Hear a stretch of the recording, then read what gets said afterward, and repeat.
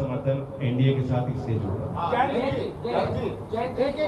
वक्त को लेकर जो बात कर रहे हैं, हालांकि जो मुस्लिम संगठन है और जो ऐसे दल है विपक्षी जो आप लोगों के खिलाफ रहते हैं, वो ये कह रहे हैं कि आरएलडी हो, चाहे पासवान की पार्टी हो, जेडीयू हो, इन तमाम पार्टियां इनकी जो मुख्य विचारधारा थी उससे वो अलग हो गए हैं अपने राजनीतिक स्वार्थ के लिए। ये तमाम आरोप आप लोगों पर लग रहे हैं। इस बिल को लेकर आप मुसलमानों से क्या कहना चाहिए? अभी जो बात आपने रखी, और ऐसे लोग जो कह रहे हैं कि आपने सेक्युलरिज्म को छोड़ दिया है और आपने राजनीतिक स्वार्थ के लिए उस पर ऐड ऑन कर देता हूँ। जब मेरठ पुलिस ने बोला कि नमाज पढ़ोगे तो वो लाइसेंस कैंसिल करेंगे, तो आपने वहाँ पे 1990 को ये ट्वीट किया। उसके बाद भी मुकदमे हुए मुजफ्फरनगर में, जिन्होंने काली पट्टी बांध के नमाज पढ़ी, उस पर उनको बुलाया गया है, उनको समन किया गया है। And we know that you be doing lot of secular politics and you been taking stand. अब आपका रुख क्या है? और जो शोएब ने सवाल पूछा वो रुख बता। तो रेड माइक ने मुझसे पूछा है और मेरे ट्वीट्स आप देख भी रहे हो, फॉलो भी कर रहे हो। मेरे ट्वीट्स तो नहीं रुके ना मेरे बयान रुके। ये एक सतत प्रयास है यूपी पुलिस को सुधारने का, हमारी कोशिश, मैं इतना ही कह सकता हूँ। बाकी राज्य सरकार के हाथ में है वो निर्णय लेना, लेकिन कहीं भी कोई हानि ना हो।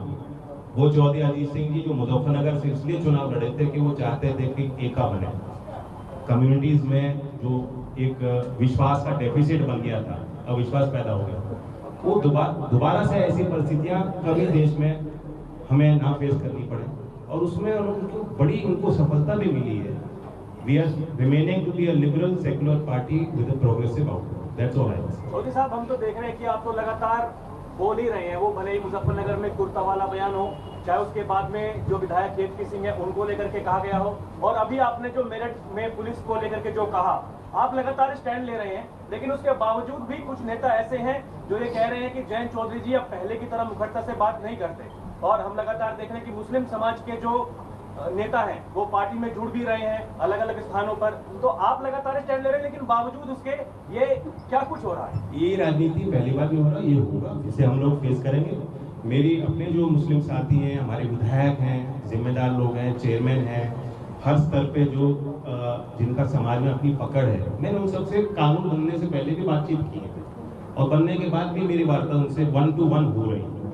और किसी ने भी ये नहीं कहा कि वो उनको भी महसूस हो रहा है कि देश की दिशा गलत की तरफ जा रही हो, या लोकदल ने अपने असूलों के साथ कोई समझौता किया हो।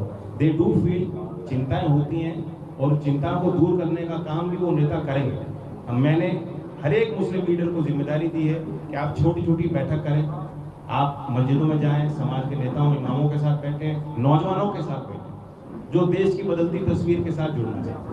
जैन जी, पार्टी विस्तार को लेकर एक सवाल है, उसमें आपका अपील है, प्रधानमंत्री जिस तरह से युवाओं को राजनीति में आने के लिए प्रेरित कर रहे हैं, आपकी पार्टी क्या उस लाइन पे जाएगी? You should be aware, private bill मैंने जब मैं एमपी था पेश किया था कि 21 साल की उम्र में अगर आप वोट कर सकते हो, शादी कर सकते हो, अधिकारी बन सकते हो, समाज के लिए फैसले ले सकते हो, तो जिस चुनाव में वोट कर रहे हो उसमें आप एक प्रत्याशी नहीं बन सकते।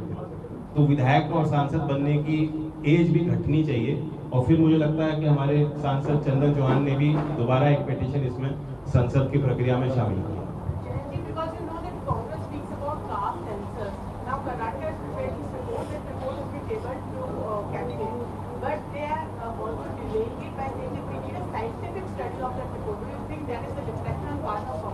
Definitely is. See, it's a very complex issue. Do I understand caste fully or comprehend it? I don't. Grassroots politicians today may be aware of their region, but pan-India, what is the true story? What is the kind of flux in Indian society based on caste? These definitions are also changing. अब एक राज्य में एक community ऐसी है, दूसरे राज्य में बैकवर्ड है। दिल्ली में, यूपी में कश्यप समाज के लोग दिल्ली आते हैं, काम करते हैं, और वो 20 साल से उनके नाम में शर्मा लिखा जा रहा है। बहुत से ऐसे लोग हैं जिनके पास अगर कोई सरकारी अधिकारी जाएगा सर्वेक्षण करने, वो अपनी जाति उसको नहीं बताएंगे, नहीं बताना चाहेंगे और ना ही बताएंगे। तो ऐसे में सरकारी तंत्र किस हिसाब से सर्वेक्षण करेगा, उसमें किस तरह की पुख्ता जानकारियां सामने आएंगी, मेरा अनुभव कुछ और कहता है। तो it's a very complex issue, simplified for political reason. When Congress says कि कास्ट सेंसस कर लो और देश की अर्थव्यवस्था बदल जाएगी, देश के गरीब जो है वो तुरंत जो है अमीर बन जाएंगे, वो मिडिल क्लासेस में जुड़ने शुरू हो जाएंगे। ऐसा नहीं है, it's not so easy. Caste census is not a solution to anybody, it is one data point.